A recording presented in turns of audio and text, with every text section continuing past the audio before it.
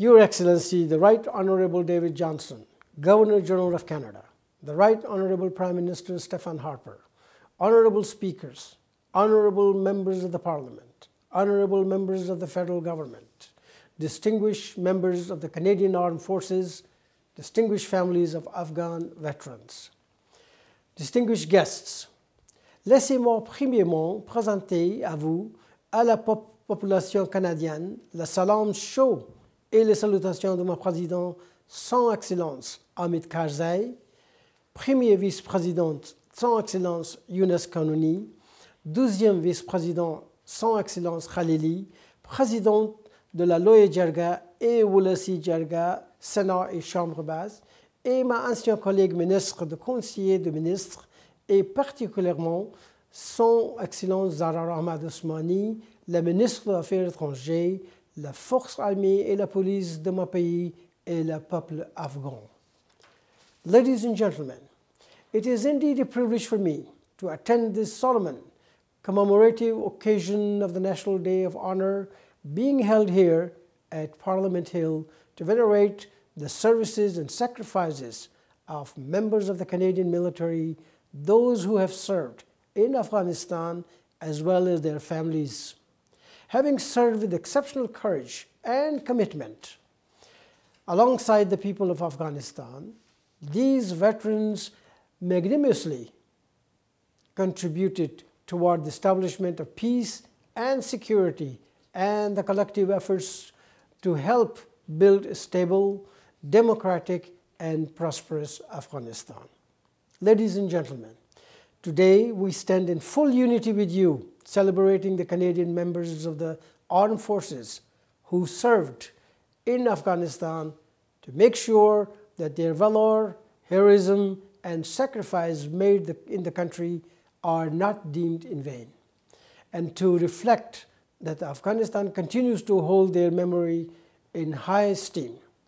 Ladies and gentlemen, over the decade on, since liberation from the reign of terror imposed upon the international terrorism and the extremists, Afghanistan has made great strides on all areas that underpin sustained growth, development, and the rule of law.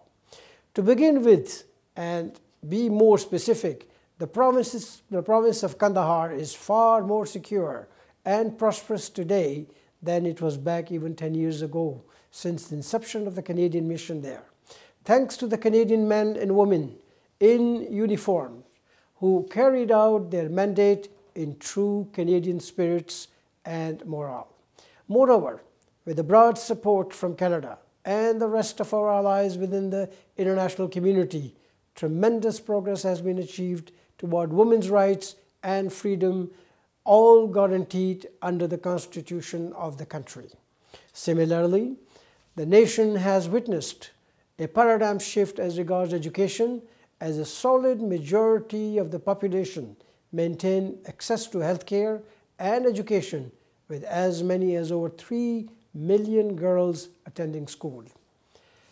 Much the same, the successful process of the transfer of security responsibilities from the international coalition troops to Afghanistan indigenous security forces clearly accounts for the remarkable achievements made by the security institutions of the nation. Also,